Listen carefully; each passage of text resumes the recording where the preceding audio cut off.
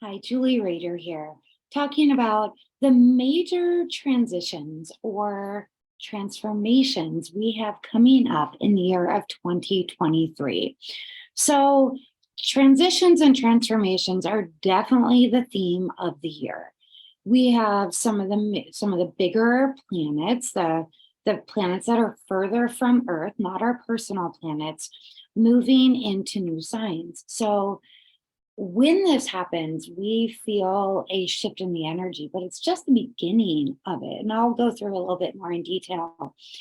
This is the beginning. We're transitioning and cleaning up old energy for a bigger cycle.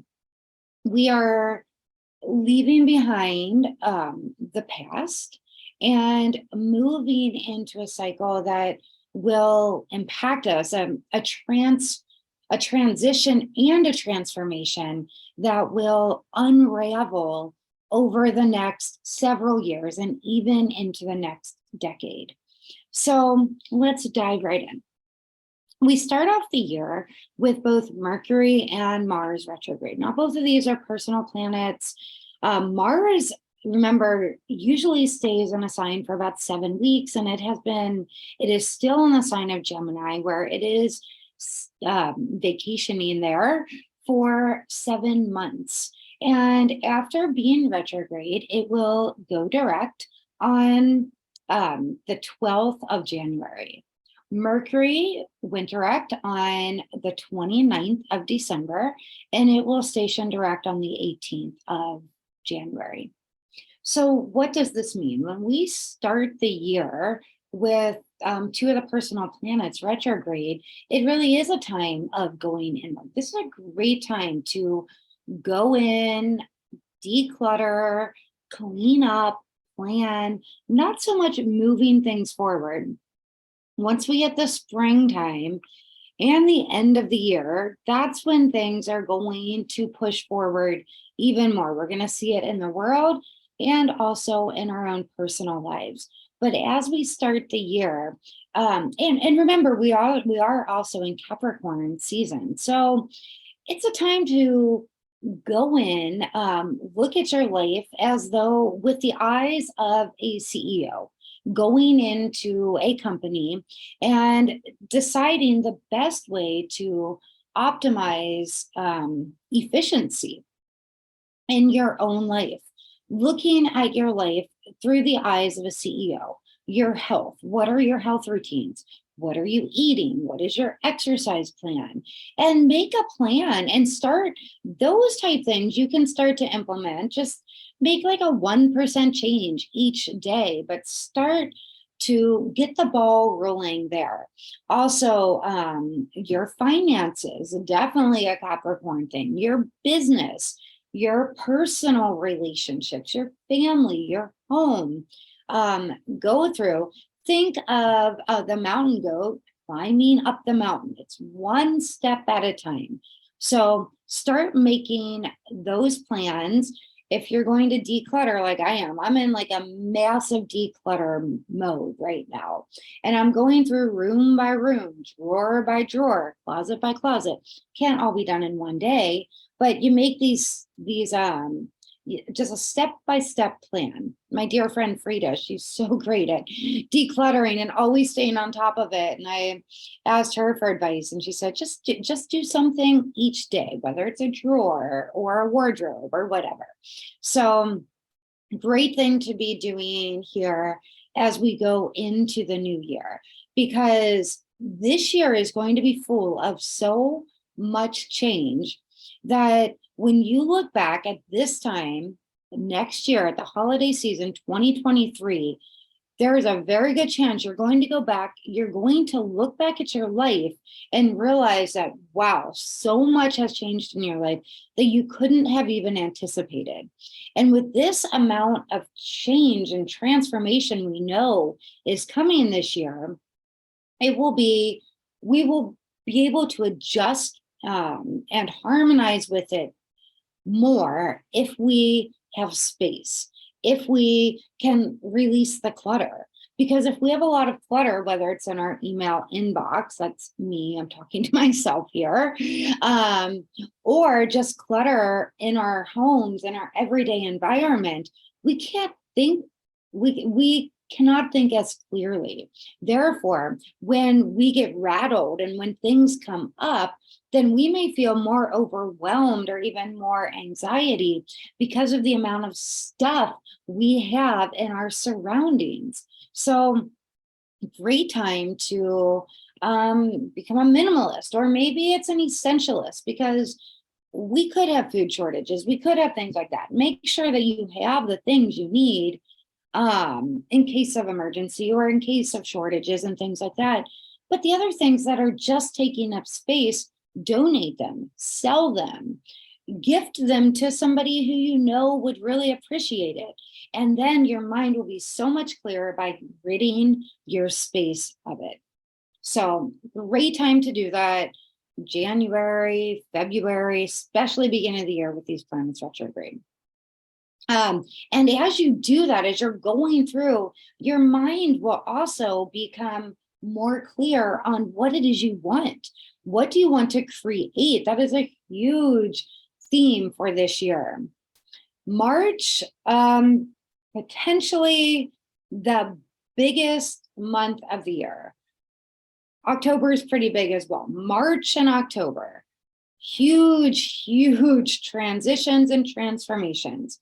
So in March, we have some major things happening. So we have Saturn moving into Pisces. So Saturn has been in Aquarius, and Saturn is the planet that is, it is about boundaries, it is about structure, it is about authority. It has been in Aquarius, where it's the ancient ruler of Aquarius.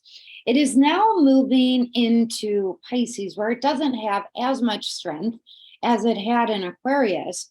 But when we look at all of those things, all those characteristics I just mentioned, and then you bring that into Pisces, which is unconditional love and dreaming the bigger picture and boundaryless, it's going to be really interesting to see what Saturn does in Pisces.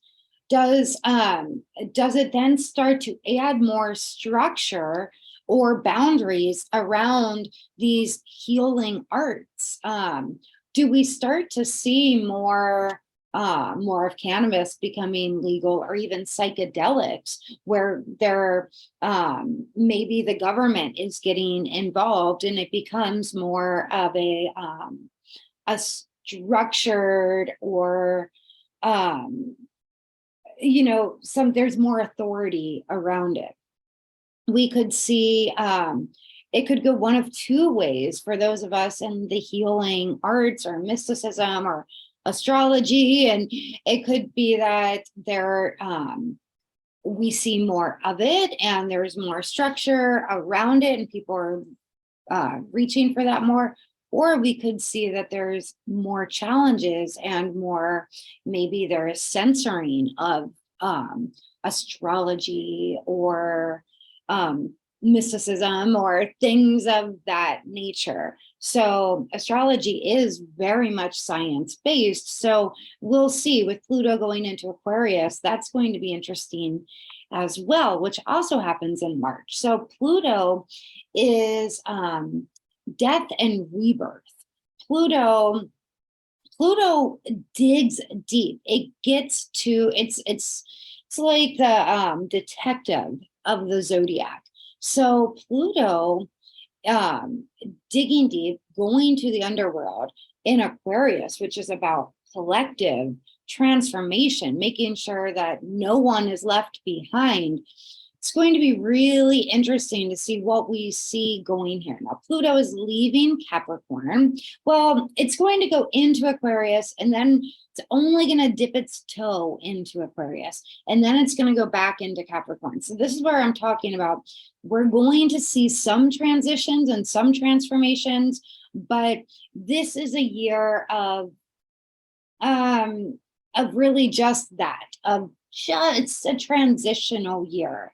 cleaning up the old, where, Pluto's going to dip its toe into Aquarius, and then it's going to go back into Capricorn, which, remember, Capricorn is all those things: authority, structure, all the things that Saturn are when I was describing Saturn: authority, structure, CEO type energy, but really making sure it's a disciplinarian. And so Pluto there, that's when Pluto in Capricorn, we saw lockdowns, we saw just all sorts of of control tactics. So when Pluto goes into Aquarius, when it stays in Aquarius, we may start to see the unrolling of like universal income that everyone receives, and more of just, again, no one left behind. Maybe we see where we might see more universal healthcare, or just where everyone's needs are taken care of, so that Pluto in Aquarius is not going to be happy with the amount of homelessness that we are seeing after the pandemic. It's going to want to come up with some kind of reform to deal with that. But again, it's just dipping its toe in there. So we might start to see some clues of what we're going to see in the upcoming several years when Pluto does dip its toe. So it goes in there in March. And then Mars, finally, after 7 months in Gemini, will be shifting signs also in March into Cancer. And then it will start moving faster and then spending again about 7 weeks in a sign. So major shifts in March. So like I was saying, beginning of the year, January, February, just clear things out, plan. No major moves is my suggestion. Once March comes, we're going to see major changes occurring anyway. So make sure you have the space and the mental capacity for it. Then we come into April and May, and we're in eclipse season. So beginning of the year, use it to kind of hibernate, to do the things you need to do, because once March comes, it is full steam ahead for the next couple months at least. So April, May, eclipse season. So on April 19th, we have a solar eclipse in Aries at 29 degrees, a critical degree. And this solar eclipse is square, a challenging aspect to Pluto in Aquarius at 0 degrees. It's an out of sign square, but they are so close in degree, because this solar eclipse is not only 29 degrees, it's 29 degrees 50 minutes, or only 60 minutes in a degree. So it is so close to being in Taurus.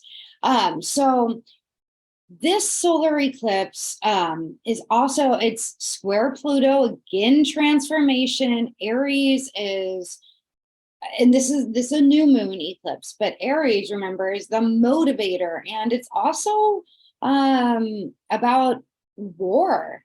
So, and then having Pluto involved and conjunct Vesta, get your home in order. Make sure that you feel that you are prepared if there is an emergency. I was just in Cincinnati visiting family with the kids, and there was a huge snowstorm, no electricity or heat for about 10 hours. When the lines went down, it was -7 degrees outside. It was, and I was shocked. My dad's like the ultimate Boy Scout, but didn't have a generator. So get your home in order. Be prepared for anything, really. Then 2 days after the eclipse, Mercury goes retrograde in Taurus. And so Mercury is shadow, preparing for retrograde also at this eclipse. It's a big eclipse in April. Then we hit May. We have Pluto in Aquarius stationing retrograde on May 1st, and it will stay retrograde until the 10th of October, but in it where it will retrograde back into Capricorn. So remember that it dips into Aquarius in March, but then it's only a few months there that we're going to get some clues of what this Pluto in Aquarius is going to mean in the years to come. We're going to get a little bit of foreshadowing. So then it's going to retrograde in May, and also in May, on May 5th, on Cinco de Mayo, we have a lunar eclipse in Scorpio. So it's interesting. Pluto goes retrograde, and then this lunar eclipse is in Scorpio. So we had a taste of not only what Pluto is going to bring, but we also will have a taste of what the nodal axis in Aries is also going to bring, because these next eclipses are going back and finishing up the Scorpio and Taurus axis. So there is a lot this year. There's such a feeling of, okay, we're going to take a couple steps forward. We're going to see what our future is going to look like on a personal and collective level, yet we still have some cleaning up to do of energy from the past. That's the theme of pretty much the whole year. So we have that eclipse occurring, and then in May. So April, May, eclipse season, March, transitions of planets moving into signs, huge shifts of what our world is going to be like. Then come June 17th, we have Saturn and Pisces stationing to go retrograde, and it will retrograde back. It will retrograde from 7 degrees of Pisces to 0 degrees of Pisces, and it will remain retrograde until the 4th of November. So these outer planets, they retrograde every year. They're retrograde for about 40% of the time. But remember, Saturn is new in Pisces, so it's gonna start making some headway, and then it's gonna go backwards again. And so we're gonna really just see what Saturn and Pisces is going to mean for us in our lives, because they are such opposite energies. Just like Uranus and Taurus are opposite energies, and we've seen over the last 3-4 years what that has meant for us in everyday life. Expect the unexpected in the financial system. It's going to be really interesting to see what Saturn and Pisces does. Saturn is all about structure, and Pisces is all about really just and Saturn is also about just being clear in the moment, direct. Pisces is not direct. Pisces is about really understanding the subconscious and the unconscious mind and the dream world. So it will be an interesting energy, to say the least. Then June 30th, we have then Neptune stationing retrograde. So basically we have March, April, May, things are starting to move forward. We're starting to see shifts. And then we have beginning of May, Pluto starts off the retrograde of the outer and the generational planets. And then June, we begin to see Saturn and Neptune stationing retrograde, both until basically the holiday season. And then in July, we have Venus and Chiron stationing retrograde. Venus will station retrograde in Leo. Venus stations retrograde for about once every 18 years, and it will be retrograde from July 22nd until November 3rd in Leo. So I'll talk more about that as it comes. But then we have Chiron also stationing retrograde from July 23rd until the day after Christmas. So basically this summer, we start to see a lot of retrograde motion. We have June, July, August. Mercury goes retrograde in Virgo. Uranus goes retrograde in Taurus, where it will remain retrograde, Uranus, until 2024. Mercury will go retrograde from 23rd of August until September 15th. Now, Mercury goes retrograde every few months, every year. It happens 3 or 4 times a year. And this year, Mercury will be retrograding more in the earth signs. So we're going to really feel it on more of an earthy level. And those of you that are earth signs, so being Capricorn, Taurus, and Virgo, you're going to, sometimes when it goes retrograde in the same element as you, sometimes you feel a little bit more at home. So with the energy. So hopefully that's the case for you, earth element people. So this summer, lots of retrograde energy through the summer. This summer is going to be, again, about going inward. So spring is full steam ahead. Summer is like, well, let's go back and clean up some old energy, because we know, we can see, we've had a glimpse of what the future is going to hold. So all summer is going to be cleaning up, planning, again, just like January and February are. And that continues into September. In September, then we have Jupiter stationing retrograde. And Jupiter is in Taurus at this point. It moved into Taurus in May. I forgot to mention that. And then where Jupiter will stay retrograde until December 30th.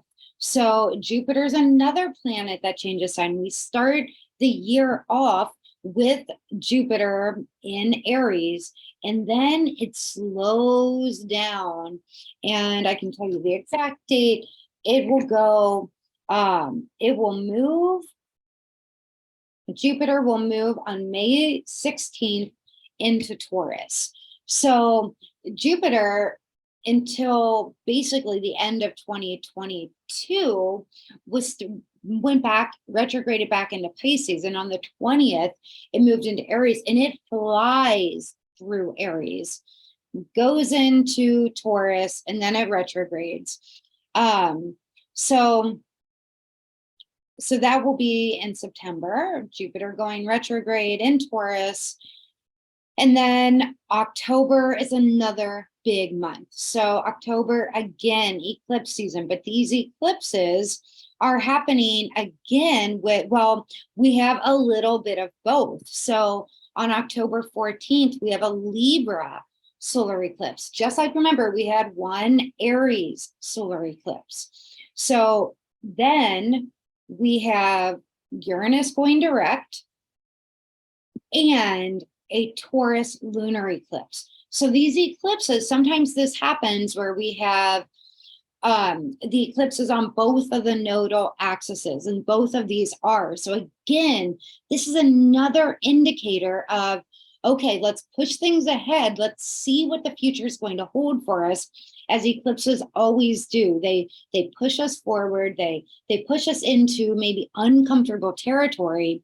Yet, so that's going to be with the solar, the new moon eclipse, but then the full moon eclipse, which is all about cleanup, revise, release, is happening in Taurus, where we had the eclipses in 2022. So again, we have this, okay, where can we clean things up?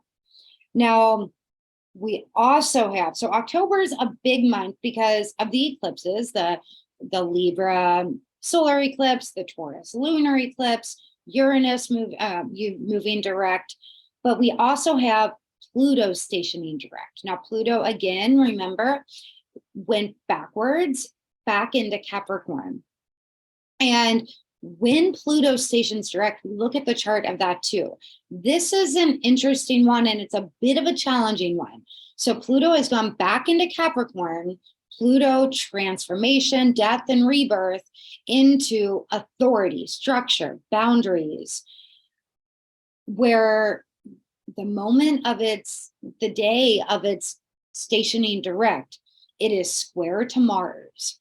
Now, Mars, again, planet of war, motivation. It is sextile Neptune. Now, when we have Pluto stationing direct with a sextile to Neptune and a square to Mars and a square to the North Node, Neptune here, it kind of depends. So sextiles are aspects of opportunity and in the most part harmonious. But when we're looking at Mars, Neptune, North Node, Pluto, it can be a few things. For some people, this can be mass manipulation. However, so how do we deal with this energy? We go inward and we meditate.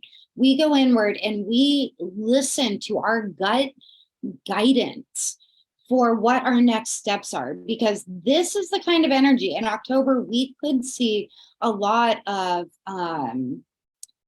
really mass control, or even others trying to gaslight us, whether it be on a big collective level or on a personal level in our lives. So this sextile to Neptune means that if we can actually stay true to who we are, if we can listen to our inner guidance, if we can trust that gut feeling we get, does it feel like this is in alignment with what I want to do? Or does it feel like this is what I'm supposed to do, so I'm going to do it anyway? That's what we have to really check in with. October also, we have tons of ingresses, more on a personal, a lot of personal planets changing signs, which happens, but there are more than usual in October. October, again, big changes. March, big changes. October, big changes. Then in December, we have another Mercury retrograde, and we have Neptune, Chiron, and Jupiter all stationing direct.